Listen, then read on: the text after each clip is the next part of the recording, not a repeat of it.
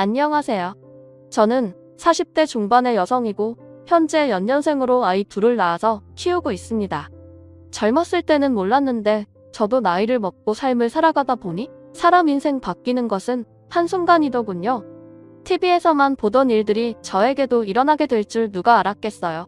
어려때 저는 연매출 200억의 식품회사를 운영하고 계시는 친정아빠 덕분에 경제적으로 여유롭게 살았어요. 외동이라 그런지 부모님께서는 항상 저에게 지극정성으로 대해주셨죠. 모자란 것 없이 먹고 싶은 거 다 먹고 배우고 싶은 거 다 배웠어요. 그리고 좋은 집에 살면서 학비 부족함 없이 대학교도 나올 수 있었죠. 이뿐만 아니라 집에서 회사를 물려받을 사람이 저밖에 없었기 때문에 대학교를 졸업하자마자 친정아빠 회사에 인턴으로 들어가 차근히 일을 배웠어요. 남들은 취직하는 것이 힘들어서 전전긍긍한다고 하는데 저는 좋은 집에서 많은 것들을 경험하고 자라면서 취직도 일사천리였죠. 그래서 항상 운이 좋은 사람이라고 생각하면서 살아왔어요. 이렇게 한없이 다정하신 부모님과 경제력이 뒷받침되는 가정에서 살 수 있는 사람은 많지 않잖아요. 하늘에 있는 별을 따는 것만큼 힘들다는 것을 잘 알고 있으니 저는 여유로운 삶을 선물해주신 부모님에게 보답을 하기 위해서 회사 일에 밤낮 없이 매달리며 그 누구보다 열심히 살았죠. 그렇게 세월은 흘러 저는 28살이 되었고 노력의 결과로 팀장의 자리까지 올라가게 되었어요. 그리고 그때쯤 저는 전년도에 신제품 출시 프로젝트를 같이 하면서 친해진 옆팀 팀장과 마음을 확인하고 연애를 시작하게 되었죠. 사실 회사에서는 제가 대표 딸인 게 모두 밝혀진 상태였기에 사내 연애를 하는 게 쉽지만은 않았어요. 워낙 저를 지켜보고 있는 눈이 많다 보니까 연애 사실을 숨길 수밖에 없었죠. 그래도 사내 연애를 하는 게 나쁘지만은 않았어요. 훨씬 재미있었고 오히려 더 가까워질 수 있는 계기가 되었죠. 그렇게 저희들은 2년간의 연애 끝에 결혼을 하게 되었어요. 사실 남편이나 저나 친정 부모님이 반대를 하실까봐 조마조마한 마음을 가지고 있었죠. 왜냐하면 남편과 저희 집안의 수준 차이가 너무 심했거든요. 그래서 친정 부모님께 인사를 가기 전날부터 남편은 엄청 긴장을 했었어요. 지희야, 내일 인사 갔는데 부모님께서 나를 싫어하시면 어쩌지? 우리 아빠가 오빠 예뻐하시니까 너무 걱정 안 해도 될 것 같은데? 아직 일어나지도 않은 일인데 걱정부터 하지 마. 어떻게 걱정을 안 해? 우리 어머니는 편찮으셔서 집에만 계시고 나는 생활비를 매달 보내줘야 하는 입장인데 이런 내 사정을 누가 이해하겠어? 우리 부모님 사람 쉽게 내치실 분들 아니야. 집안 형편이 좋지는 않지만 오빠도 나랑 똑같은 팀장 직함 달고 있고 회사에서 능력 인정받고 있잖아. 그래도 능력과 집안 수준은 다른 거니까 나는 걱정이 될 수밖에 없지. 우리 아빠 집안 형편 가지고 사람 내칠 만큼 나쁜 사람 아니야. 항상 나한테도 사람 됨됨이가 중요하다고 강조하셨어. 오빠 좋은 사람이잖아. 그러니까 너무 걱정하지 말고 내일 조심해서 와. 알았지? 사실 저도 말은 이렇게 했지만 부모님께서 남편의 집안 형편을 알고 반대를 하실까봐 걱정이 이만저만이 아니었죠. 친정아빠께 미리 언지를 드릴 수는 있었지만 혹시나 싫다고 하실까봐 미리 말씀을 안 드렸어요. 그렇게 다음 날이 되고 저는 떨리는 마음으로 부모님께 남편을 소개했죠. 당연히 친정아빠는 남편의 얼굴을 알고 계셨기에 많이 놀라신 듯 보였어요. 다행히 내치거나 하지는 않으셨고 다 같이 모여 식사를 하면서 이런저런 이야기를 나누게 되었죠. 제가 따로 얘기를 해주지 않아서 결혼하고 싶다는 사람이 누군지 굉장히 궁금했는데 이 팀장 자네였다니 처음에는 많이 놀랐네. 사귈 때부터 말씀을 드렸어야 했는데 미리 말씀드리지 못해 죄송합니다. 사과할 것까지는 없고 이 팀장 능력이 좋아서 내가 관심 있게 지켜보고 있었는데 이렇게 우리 식구가 되겠다고 찾아올 줄이야. 세상 참 좋네. 관심 있게 봐주셨다니 정말 감사합니다. 그래 자네 부모님은 지금 뭐하고 계신가? 두 분 다 건강하시지? 그게 아버지는 일찍 돌아가셨고 어머니는 지금 편찮으셔서 매달 생활비 드리면서 도와드리고 있습니다. 그렇구만. 자네 혼자 가정을 책임지느라 참 힘들었겠네. 친정 부모님은 남편의 형편을 듣고 나서 조금은 당황하신 듯 보였어요. 생각이 많아 보이는 부모님의 모습에 혹시나 반대를 하시려나 싶어 불안했죠. 그러나 제가 걱정했던 것과는 달리 부모님은 결혼 반대를 하지 않으셨어요. 오히려 긴장을 많이 하고 있는 남편을 위로해 주셨죠. 형편이 너무 차이나서 많이 당황하실 거라는 건 예상하고 왔습니다. 그리고 제가 감히 넘볼 수 없는 사람을 넘봤다는 것도 잘 알고 있어요. 하지만 지희를 많이 사랑하고 있습니다. 허락해주시면 제가 100배 1000배 잘하겠습니다. 가정 형편이 우리랑 차이가 많이 나는 것은 아쉽지. 하지만 그렇다고 해서 자네를 반대할 생각은 없네. 가정 형편이 뭐 본인 마음대로 할 수 있는 것도 아니고 나는 집안 형편이나 경제력보다 사람 됨됨이를 우선으로 생각해. 그러니까 너무 걱정하지 말게. 그렇게 친정아빠는 평소 남편이 성실하고 착실해 좋게 보고 있었다면서 결혼을 흔쾌히 허락해 주셨어요. 남편이 집으로 돌아가고 난 후에 친정부모님은 예상치 못한 사람이 집에 들어오고 평소 이미지와는 달리 집안 형편이 안 좋다는 것을 알게 되어 조금 놀랐다고 하셨죠. 그러나 제가 좋아하는 사람이라면 무조건 가족으로 맞아주시겠다고 약속한 것도 있었고 회사에서 남편을 주욱해보고 있었기 때문에 허락을 하셨다고 하셨어요. 그러면서 집안 사정과는 관계없이 저희 둘이 앞으로 행복하게 잘 살면 되는 거라고 하셨죠. 그렇게 저희 부부는 흔쾌히 허락해주신 친정부모님 덕분에 무사히 결혼을 할 수 있었어요. 친정부모님께서는 철부지 외동딸을 시집 보내면서 이런저런 걱정을 하셨어요. 그러나 저는 정말 행복한 결혼 생활을 할 수 있었어요. 시어머니께서는 저를 너무 예뻐하셨고 남편도 주변 사람들이 인고 부부라고 할 정도로 저에게 잘했죠. 무엇보다 평소 세심한 성격 덕분인지 시어머니를 챙기는 것만큼 저희 친정 부모님에게도 잘했어요. 그래서 싸우거나 말다툼할 일은 거의 없었죠. 다만 어느 집에나 문제는 있기 마련이잖아요. 사실 저희 부부는 결혼 전부터 아이는 되도록이면 빨리 낳았으면 했어요. 저도 외동으로 외롭게 자란 상태였고 남편도 외동이었기에 양가 부모님께서는 최대한 빨리 아이를 가졌으면 하는 눈치였죠. 그러나 인생은 계획대로 되지는 않더라고요. 양가 부모님은 결혼 1년 차가 넘어갈 때부터 빨리 아이를 낳으라고 재촉을 하셨는데 저희 부부는 아무리 노력해도 임신이 되지 않았어요. 2년 차가 넘어갔는데도 아이가 생기지 않았으니 저는 나이가 있어 그런가 싶어 불안한 마음이 있었죠. 그래서 걱정되는 마음에 병원 진료를 받아봐야 하나 싶어서 남편과 상의를 했던 적도 있었어요. 여보, 우리 아이 가지려고 노력한 지 2년이 넘어가는데 아직까지 아무 소식이 없잖아. 그래서 말인데 병원 진료를 한번 받아볼까? 에이, 우리 이제 결혼 2년 차야 뭐가 그렇게 급하다고 병원 진료까지 받아? 우리 나이도 있고 불안하니까 그렇지. 원래 30대가 넘어가면 임신 확률 확 줄어든다고 하잖아. 그거 근거 없는 헛소리일 뿐이야. 어떤 사람들은 나이 50 넘어가도 아이 잘만 가지더라. 그러니까 너무 부담 가지지 마. 우리 아이도 엄마 아빠 신혼생활 조금 더 즐기라고 눈치껏 늦게 오려나 본데? 마음 편하게 먹자. 나도 마음 편하게 먹고 싶은데 그게 잘 안 되네. 내가 어디서 봤는데 결혼한 지 10년이 넘었는데도 애가 안 생겨서 병원 다니던 사람들이 결국 임신 포기하고 병원 진료를 그만두니까 그때 아이가 찾아왔다고 하더라. 그러니까 임신도 마음을 편하게 먹어야 되는 거야. 엄마가 불안하고 힘들어하는데 어떤 아기가 찾아오고 싶겠어. 남편은 임신 문제로 힘들어하는 저를 달래주면서 너무 급하게 마음을 먹지 말자고 하더군요. 그러면서 병원 진료는 결혼한 지 6년이 지나도 아이가 생기지 않으면 그때 가보자고 했어요. 남편의 이야기를 들으면서 저도 조금은 생각이 바뀌게 되었어요. 그래서 임신에 대한 강박은 내려놓고 마음을 편하게 가져보기로 했죠. 그랬더니 정말 신기하게도 결혼한 지 3년 만에 자연으로 첫째 아이를 가질 수 있게 되었어요. 그리고 겹경사로 출산한 지 4개월 만에 둘째 아이도 임신을 하게 되었죠. 임신이 안 되어서 그렇게 애를 태우더니 연년생으로 두 아이가 태어나게 되니까 뛸 듯이 기쁘더라고요. 당연히 양가 부모님께서도 세상에 손주가 둘이나 낳으니 너무 좋아하셨죠. 사실 저는 첫째 아이를 낳을 때까지만 해도 일 욕심이 굉장히 많았어요. 친정아빠의 회사에 다니고 있어서 그런 게 아니라 일을 할 때가 가장 신나고 행복했거든요. 주변 사람들도 일을 하고 있는 저를 보면 표정이 훨씬 밝고 행복해 보인다며 신기해할 정도였어요. 그래서 저는 당연히 몸조리를 끝내고 아이 맡길 곳을 찾으면 곧장 회사에 출근할 생각이었어요. 그러나 연년생으로 둘째 아이를 가지게 되니 앞으로 회사 일은 어떻게 해야 하고 아이들은 또 어떻게 키워야 하는지 막막함이 생겼죠. 그런데 육아에 대한 고민이 많은 것은 저희 남편도 마찬가지였던 것 같아요.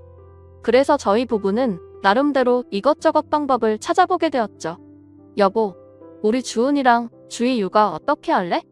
육아요직을 쓰고 돌아가면서 아이 키울래? 나도 생각을 좀 해봤는데 그냥 애들이 초등학교에 들어갈 때까지 옆에 붙어 도와주시는 이모님을 알아보는 게 어때? 당신이나 나나 주요 직책인데 아무래도 그 자리에 오래 비워두면 안 될 것 같아. 남편은 육아요직을 하고 아이들을 키우는 것보다는 차라리 전문가의 도움을 받자고 했어요. 처음에 남편 이야기를 듣고서 갓 태어난 아이들을 어떻게 남의 손에 맡기나 하는 생각을 했었는데 막상 다시 고민을 해보니까 일을 하든 안 하든 누군가의 도움은 필요할 것 같았어요. 원래 연년생은 쌍둥이만큼 힘들다고 하잖아요. 연년생 아이들을 키우고 있는 주변 지인들도 저에게 이모님은 꼭 구하라는 조언을 해주었죠. 갓 태어난 신생아 연년생은 이모님 2명을 불러도 힘들다고 하면서요. 그래서 저는 고민 끝에 남편 말대로 육아를 도와주실 수 있는 이모님을 알아보게 되었어요. 주변 말을 들어보니 좋은 이모님 구하는 것은 하늘의 별 따기라고 하더라고요. 그래서 걱정이 이만저만이 아니었는데 운이 좋았는지 저는 어렵지 않게 금방 좋은 이모님을 모실 수 있었어요.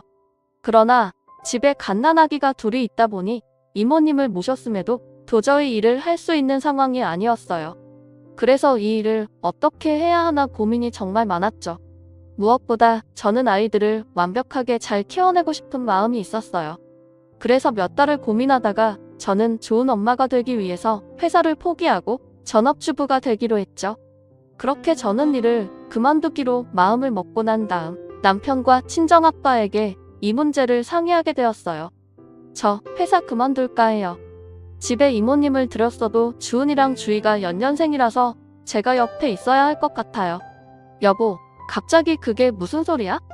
회사를 그만두겠다니? 당신 일 욕심 많은 사람인데 괜찮겠어? 그래 지희야. 당장 회사 나오기 힘들면 육아요직을 쓰면 되잖아. 그러니까 조금 더 고민해보고 신중하게 결정해라. 나중에 후회하지 말고. 아니에요. 저 이미 신중하게 고민하고 내린 결정이에요. 그리고 제자리가 오래 비어져 있으면 팀원들이 더 힘들어져서요. 그러니까 저 회사 관두고 전업주부로 있을 수 있게 도와주세요.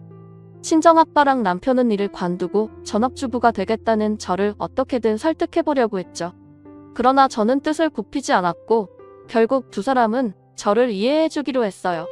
그렇게 저는 회사를 나오게 되었고 전업주부로서의 새로운 인생을 시작하게 되었죠. 처음에는 엄마로서만 사는 게 어색하기도 하고 힘들기도 했어요. 하지만 사람은 적응의 동물이라는 말도 있잖아요.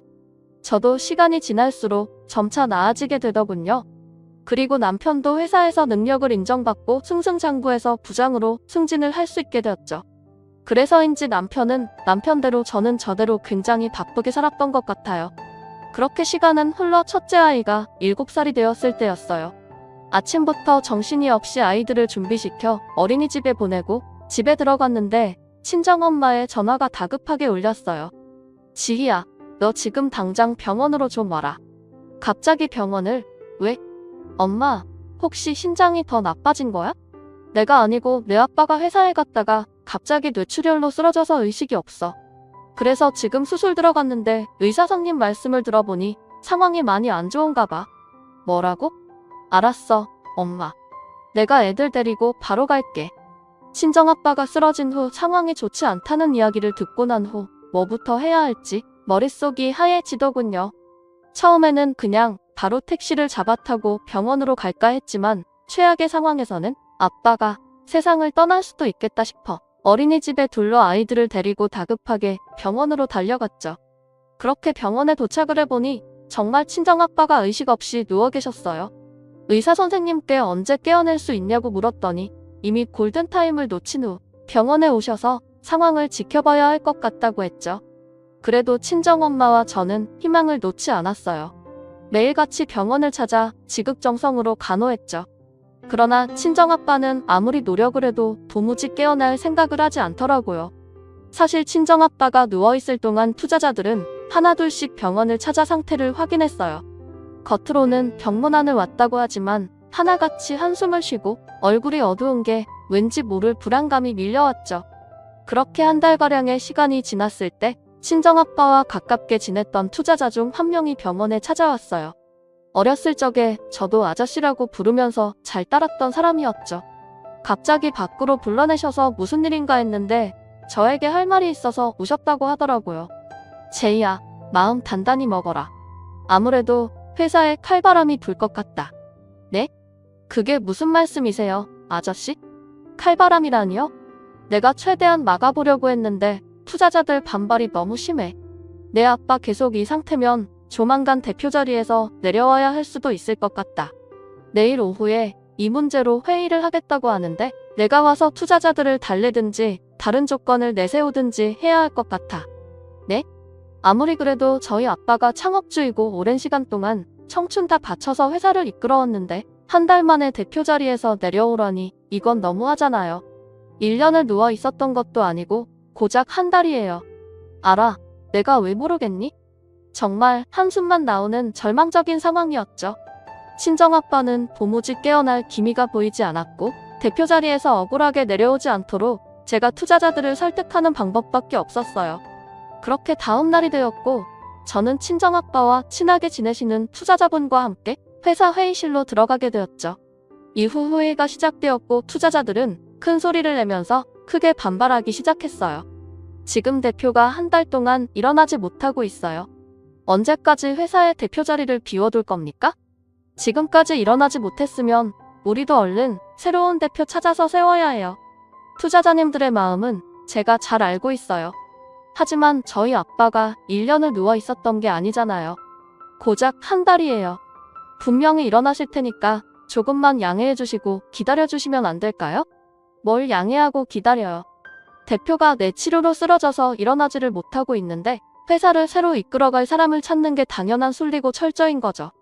투자자님들의 뜻은 알겠습니다. 하지만 이 회사 저희 아빠가 창업주이고 청춘 다 바쳐서 이끌어온 곳이에요. 그래서 모르는 사람한테 대표 자리 넘겨줄 수는 없어요. 그러니까 조금만 양해해서 대표 교체 대신 대표 대리 체제로 해주시면 안 될까요? 제가 회사 경험도 있고 하니까 아빠 대신 대표 대리로 업무를 보겠습니다. 그건 더 안 될 말이죠. 따님 분은 7년 전에 회사 그만두지 않았습니까? 7년 넘게만 보던 사람이 어떻게 회사를 운영하겠어요? 아시겠지만 저 회사 다닐 때 능력 좋다는 소리 많이 들었어요. 대표 자리만 지켜주시면 제가 죽을 만큼 노력해서 대표 대리 수행하겠습니다. 아무리 회사 다닐 때 능력이 좋다고 했어도 이건 아니죠. 저희 투자금이 걸린 문제인데 7년 전에 회사 그만둔 사람을 뭘 믿고 쉽게 대표 자리를 내주겠습니까? 남한테 회사 빼앗기는 게 싫은 거라면 차라리 이 부장이 대표 자리 맡게 하는 건 어떻습니까? 저희 아빠가 돌아가신 것도 아닌데 대리로 업무 수행하는 것도 아니고 대표로 승진을 시키자는 건가요? 아무리 제 남편이지만 그건 아닌 것 같습니다. 투자자들의 성화에 저는 대표 대리를 보겠다는 제안을 했었죠. 그러나 투자자들은 제 말을 귀뚱으로도 듣지 않았고 7년 동안 집에서 애나 보던 사람이 대표 대리를 맡는 것은 안 될 일이라면서 난리를 쳤어요. 사실 저는 살면서 육아를 위해 회사를 나온 것을 단 한 번도 후회한 적은 없었어요. 그러나 친정아빠 일을 겪으면서 처음으로 회사를 그만둔 것에 대한 후회가 생기더군요. 만약 제가 회사를 꾸준히 나가서 능력을 키우고 승진을 했다면 애초에 이런 일도 일어나지 않았을 테고 대표 대리 수행도 제가 맡도록 조치를 해줬을 테니까요. 그러나 이미 저는 회사를 관둔 상황이었으니 투자자들의 말을 따를 수밖에 없는 입장이었죠. 그렇게 한참을 투자자들 사이에서 이런저런 이야기가 오고 갔어요. 그런데 몇 명의 투자자들이 계속해서 남편이 대표가 되어야 한다며 우기더군요. 저는 그건 안 된다면서 반대를 했지만 애초에 법인 회사였기 때문에 지분이 없는 제 의견은 묵살이 될 수밖에 없었죠. 결국 투자자들 말대로 남편은 대표로 승진을 하게 되었어요. 정말 당황스러운 일이었지만 그래도 생판 모르는 남에게 넘기는 것보다는 남편이 대표가 된 게 오히려 다행이라는 생각이 들었어요. 그런데 정말 황당하게도 남편은 대표가 되고 나서 완전히 태도가 바뀌었어요. 시어머니도 예전과는 다르게 저를 대하기 시작하셨죠. 예전에는 손에 물 한 방울 묻지 않도록 하고 부엌에는 발도 붙이지 못하게 하셨어요. 그런데 남편이 대표로 승진을 하자 순식간에 저를 거지 취급하는 것은 물론이고 남편 돈 빼먹는 거머리라는 막말을 하시더군요. 게다가 시집살이를 정말 심하게 시키셨어요. 예를 들면 뜬금없이 불러 집안 대청소를 하라고 하던가 시아버지 제사 음식을 혼자 다 하라고 하신 적도 있었죠. 저는 너무 억울하고 힘들었지만 친정아빠만 깨어나시면 모든 게 다 해결될 수 있다고 생각하면서 최대한 버텨보려고 했어요. 그러나 하늘이 무심하게도 친정아빠는 3달 뒤 목숨이 위태해졌죠. 사실 돌아가시기 직전에 기적적으로 잠시 눈을 뜨고 깨어나셔서 저와 엄마는 이제 회복할 일만 남았겠구나 생각했어요. 그러나 친정아빠는 그날 저녁에 회사를 꼭 살리라는 한마디만 남기고 돌아가시게 되었어요. 그때 당시에는 돌아가신 친정아빠를 붙잡고 울고불고 난리를 치느라 무슨 소리를 하신 건지 전혀 이해를 하지 못했어요. 친정아빠가 사망을 한 후 저는 장례식을 준비하게 되었고 가족과 지인들에게 연락을 하게 되었죠. 그런데 부고 소식에 친정아빠와 사이가 두터운 투자자님이 눈물을 잔뜩 흘리면서 장례식장에 찾아왔어요. 그분은 친정아빠의 영정사진을 보면서 회사를 지키지 못해 너무 죄송하다며 오열을 하셨죠. 그 모습을 보면서 이게 대체 무슨 소린가 했어요. 그런데 조문을 마친 투자자님이 저에게 얘기 좀 하자면서 밖으로 불러내시더군요. 아저씨 회사에 무슨 일 있는 거예요? 아까 조문하실 때 회사를 지키지 못해서 죄송하다는 말씀을 하시던데 지희야 대표님도 돌아가신 마당에 이제 와서 이런 말을 하는 게 너한테 무슨 도움이 될지는 모르겠다. 하지만 너도 진실은 알고 있어야 할 것 같아 이 이야기를 해주는 거니까 잘 들어라. 대체 무슨 일인데 그래요? 지난번에 투자자들이 이 부장을 지정해서 대표로 세우자고 우겼던 게 이상하다 싶어서 내가 따로 알아봤는데 아무래도 대표님이 쓰러지기 전부터 회사가 이미 내 남편한테 넘어갈 위기였던 것 같다. 아저씨, 그게 무슨 소리예요? 내 남편이 욕심이 났던 것인지 투자자들 몇 명을 꼬들겨서 대표 자리를 꿰찰 생각을 했던 것 같아. 너도 알다시피 법인에서는 투자자들이 좌지우지하다 보니 내 남편이 한 명씩만 다 만나고 연락을 하면서 대표님을 끌어내리고 본인을 밀어달라고 한 것 같더라. 설마요. 남편이 왜 그런 짓을 해요? 제가 회사를 그만둔 순간부터 아빠는 남편한테 지분 주고 대표로 세울 생각했다는 거 아저씨도 잘 알고 계시잖아요. 아니 어차피 받을 회사인데 벌써부터 욕심낼 이유가 뭐가 있겠어요? 아저씨가 잘못된 정보를 알고 계시는 걸 거예요. 저는 도저히 믿을 수 없는 이야기에 투자자님에게 남편이 그럴 사람이 아니라고 했었어요. 그러나 투자자님은 몇 번이나 확인했고 거의 확실한 정보라고 하시면서 남편이 그런 짓을 한 게 맞는 것 같다고 하셨죠. 정말이야. 내 남편이 본인에게 힘이 되는 게 아니라니. 아버지가 뇌출혈로 쓰러지기 직전에 그런 일이 있었던 거예요? 그래. 나는 내 남편이 그날 이후 따로 애타게 살고 있었어. 그런데 그날은 내가 애들 사이에서 남편을 만난 게 아니라 내 남편이 뇌출혈로 쓰러지기 직전에 그런 일이 있었어. 그래. 나는 내 남편이 그날 이후 따로 애타게 살고 있었어. 그런데 그날은 내가 애타게 살고 있었어. 그래.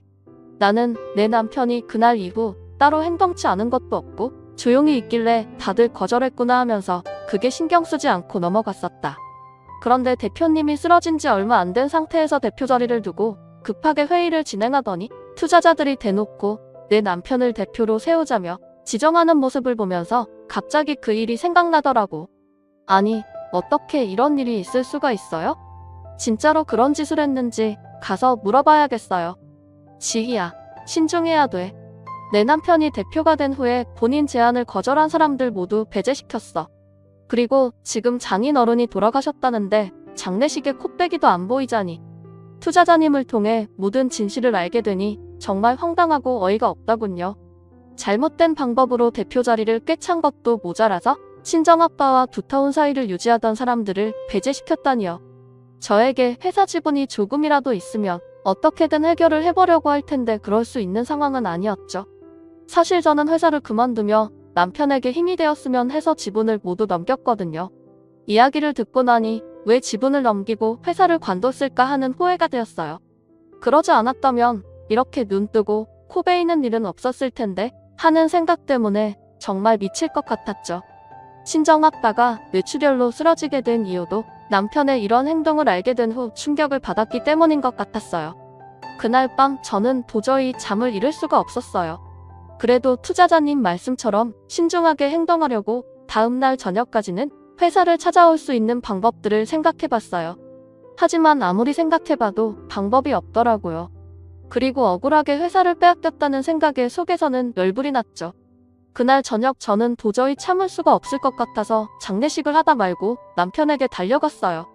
어차피 회사를 당장 찾아올 방법이 없으면 남편 입으로 무슨 말을 하는지 직접 듣고 한바탕 난리라도 쳐야겠다 싶었죠. 그런데 집에 들어갔더니 남편이 시어머니를 불러 소고기 파티를 하고 있더라고요. 장인 어른이 돌아가셨다는데 하하호호서 소고기를 구워 먹고 있는 모습을 보니까 눈이 돌아갈 수밖에 없었죠. 그래서 저는 곧장 밥상을 뒤엎고 큰 소리를 쳤어요. 지금 이게 뭐 하는 짓이야? 장인이 돌아가셨다는데 너는 소고기가 입에 들어가니? 그리고 당신 투자자들 설득해서 대표 자리 꿰찬 거라며. 그것도 우리 아빠 쓰러지기 전부터 그 짓거리를 했다던데 제정신이야? 우리 아빠 회사를 당신이 무슨 자격으로 훔쳐가? 얘, 왜 멀쩡한 우리 아들이 자꾸 그러니? 어차피 받을 회사 일찍 좀 가져오겠다고 한 게 무슨 잘못이라고 이 난리를 피워. 그리고 이유가 어찌되었건 결과적으로는 내 아빠가 죽었으니 그 회사는 우리 아들 거야. 너야말로 그딴 말할 자격 없다고. 그래, 우리 엄마 말이 다 맞아. 어차피 당신이 회사를 나간 순간부터 내가 대표 자리에 올라갈 예정이었어. 어차피 내 자리였다고. 뭐라고? 이래서 머리 검은 짐승은 거두는 게 아니라고 하는 거구나. 우리 아빠가 당신을 얼마나 믿고 좋아했는데 은혜도 모르고 이딴 짓을 해? 당신 때문에 우리 아빠 내추럴 와서 돌아가셨어. 이거 어떻게 책임질 거야? 책임 같은 소리 안 해? 아이 증거 있어? 그딴 말 할 거면 증거 가지고 와서 해. 너 자꾸 헛소리 하지 말고 온 김에 이 서류에 사인이 나고 가. 남편은 방으로 들어가 이혼 서류를 가지고 왔고 그걸 저에게 던지면서 사인하고 나가라고 했어요. 친정아빠 장례식을 하고 있으니 예의상 조금 지나서 얘기할까 했었지만 이왕 일이 이렇게 됐으니까 빨리 얘기 끝내고 이혼 서류에 제출하자고 하다군요. 이혼만 해주면 친정엄마 병원비는 본인이 부담을 하겠다면서요. 사실 저희 친정엄마가 계속 투석을 받아야 하는 상황이에요.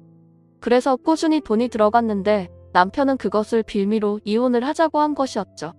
그러나 저는 끝까지 버텨보려고 했어요. 그랬더니 남편은 본인에게 여자가 생겼고 곧 재혼할 생각이라면서 이렇게 버티며 결국 초라해지는 것은 제가 되지 않겠냐며 얼른 사인하라고 재촉을 해댔죠. 시어머니도 옆에서 지금 사인하지 않으면 애들은 본인이 데려와 키우겠다면서 애들 놓고 쫓겨나? 평생 얼굴을 보고 싶지 않으면 빨리 사인하고 나가라면서 제 손을 잡아당겼어요. 저는 결국 아이들과 친정엄마 때문에 억지로 도장을 찍고 그 집을 나올 수밖에 없었죠. 그리고 그 집을 나오면서 꼭 제대로 복수를 하겠다는 다짐을 하게 되었어요. 그렇게 이혼 후 1년 정도의 시간이 지났죠. 저는 당장 먹고 살 길이 막막해져서 집 주변 식당에서 아르바이트를 하게 되었어요. 그런데 어느 날 노신사 한 명이 제가 일하는 식당으로 들어오더니 제 이름을 부르며 그 사람이 맞냐고 묻더라고요. 그래서 누구시냐고 했더니 본인은 이전 시어머니의 전남편, 즉 전남편의 친아버지라고 했어요. 처음에 저는 노신사의 말을 믿지 못했죠. 이전 시아버지는 분명 일찍 돌아가셨다고 했고 시댁에서 제사 지내는 모습을 매년 봤거든요. 죄송한데 사람을 착각하신 것 같아요. 저희 이전 시아버지는 일찍 돌아가셨다고 했거든요. 전 남편이 이정우 맞죠? 제가 개미 되는 사람입니다. 아마 그 집에서 제 아버지 제사를 지낸 것 같네요. 못 믿겠으면 내가 사진을 한 장 가지고 왔으니 한번 봐요. 노신사는 저에게 오래된 사진 한 장을 보여줬어요. 자세히 보니 이전 시어머니와 결혼식을 올린 사진이었죠. 오래된 사진이었지만 이전 시어머니의 얼굴이 변한 게 거의 없어서 한눈에 알아볼 수 있었어요. 노신사는 제가 전 남편과 이혼을 했다는 소식을 듣고 나서 어디서 뭘 하는지 저를 찾기 위해 가진 노력을 다했다고 했죠. 저는 이해가 되지 않았어요. 이혼하고 잘 살고 있는데 이제 그 집과 관계도 없는 저를 왜 찾았나 싶었죠. 그래서 영문을 모르겠다는 표정을 짓고 있었어요. 그런데 그 노신사는 갑자기 제 손을 꽉 잡더니 이상한 말을 꺼내더군요. 저랑 복수극 한 편 찍으실래요? 나도 그들에게 제대로 복수를 하고 싶거든요. 네? 그게 무슨... 저는 이게 대체 무슨 일인가 싶었어요. 뜬금없이 찾아와서 복수극 한 편 찍자니 정말 황당하게 짝이 없었어요. 그런데 이야기를 자세히 들어보니 그 노신사에게도 그럴 만한 사정이 있었더라고요. 제가 영자랑 살 때 많이 아팠거든요. 그런데 영자랑 정우랑 어떤 남자 한 명을 데리고 오더니 돈이 없는 사람이랑은 살 수가 없다면서 그 남자랑 새 인생을 시작하겠다고 하더라고요. 그러면서 병원비로 쓸 돈을 위자료라고 하면서 홀라당 가져가 버렸어요. 그렇게 저는 버려지게 되었고요. 네? 어떻게 그런 일이? 그럼 이후에 돈 한 푼 없이 어떻게 하셨어요? 병원에서는 억지로 퇴원을 시키려 하고 저는 돈 한 푼 없으니 결국 친척들에게 도움을 요청할 수밖에 없었죠. 하지만 아무도 도와주지 않아서 치료를 포기하려고 했어요. 그런데 그때 다행히 형이 소식을 듣고 아픈 걸 왜 이제야 얘기하냐면서 도와줬어요. 그렇게 저는 형 도움을 받아 악착같이 치료를 받아서 완치 판정받았고요. 노신사는 그날 이후 이전 시어머니와 전 남편에게 복수를 하겠다는 생각을 하면서 살아왔다고 했어요. 퇴원 후 일단 돈을 많이 벌어야겠다는 생각이 들었다고 했죠. 왜냐하면 그 두 사람은 돈에 눈이 먼 자들이니 복수 방법도 돈밖에 없다 판단했기 때문이라고 했어요. 그래서 노신사는 원양어선도 타고 일용직 일도 하면서 되는 대로 한 푼 두 푼 모았다고 했어요. 그런데 악착같이 돈을 벌고 있던 와중에 딸을 홀로 키우던 형이 사고로 돌아가셨다는 연락을 받게 되었다고 했어요. 그래서 노신사는 형 딸, 즉 고등학생이던 조카를 걷어 본인 딸처럼 데리고 있게 되었다고 했죠. 그리고 형의 재산 일부를 정리해 본인 돈을 보태 투자를 하면서 조금씩 돈을 불리기 시작했다 했어요. 처음에는 소액 투자로 시작했는데 다행히 본인이 보는 눈이 있는 것인지 지금은 큰 돈을 가지고 놀게 되었다고 했죠. 그렇게 몇 년이 지나고 노신사의 상황을 모두 알고 있는 조카는 복수를 도와주겠다며 저희 친정아빠 회사의 회계팀에 들어가 일을 하게 되었다고 했어요. 그리고 얼마 전에 조카를 통해서 듣게 된 소식이 하나 있다고 했죠. 자꾸 이름 모를 유령회사라 돈이 흘러나가는 것을 봐서는 대표가 회사 돈을 횡령하는 듯 보인다고 했다더군요. 그러면서 얼마 전에 그 내역을 노신사에게 보내줬다고 해요. 정말 황당하더라고요. 횡령까지 할 줄은 생각도 못했는데 진짜 관도 크다는 생각이 들었어요. 노신사는 본인의 사정을 설명한 후 앞으로의 계획을 이야기하기 시작했어요. 저는 투자할 돈을 대줄 테니까 제이씨가 저 대신 투자자로 나서주세요. 네? 제가 투자자를요? 아, 네. 그 회사 아빠 회사라고 하지 않았나요? 나중에 되찾으면 제이씨가 투자자로 나서야지요. 투자자들이 대표 딸이라는 것을 알게 되어야 회사 찾는 데 유리하지 않겠어요? 그렇긴 하지만 저는 투자를 해본 적도 없고 어떻게 해야 할지도 모르는데요.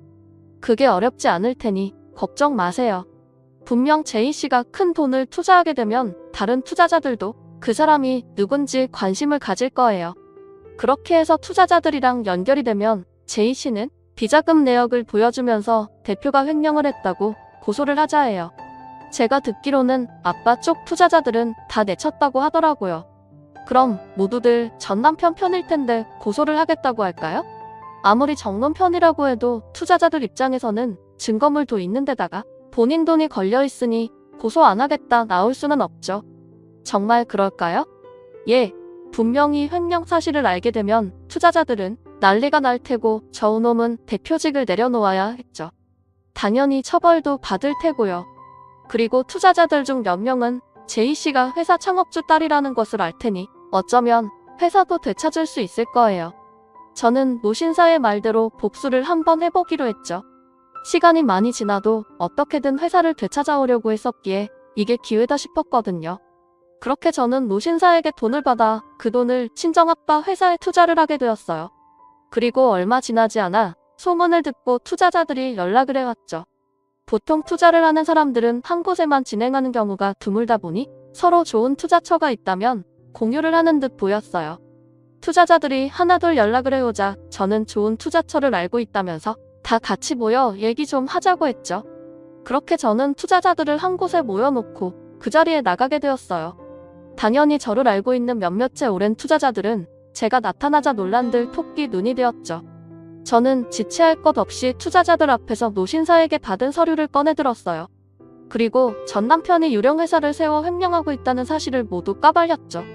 그러자 노신사의 말대로 투자자들은 서류를 확인한 후 난리가 났고 다 같이 대표인 전 남편을 고소하게 되었어요. 그로 인해 전 남편은 당연히 대표 자리에서 내려와야 했고 조사를 받은 후 목에 갇히게 되었죠. 그리고 오래된 아빠를 존경했던 투자자들은 제가 회사 창업주의 딸이라는 것을 모든 투자자들에게 알렸어요. 그러면서 저를 대표로 내세우자며 다른 투자자들을 설득하기 시작했죠.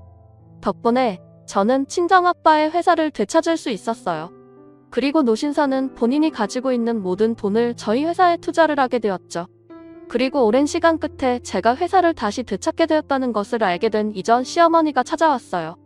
본인 아들은 돈 한 푼 가지고 있지 않아서 변호사도 없이 재판을 받아야 한다고 도와달라고 했어요.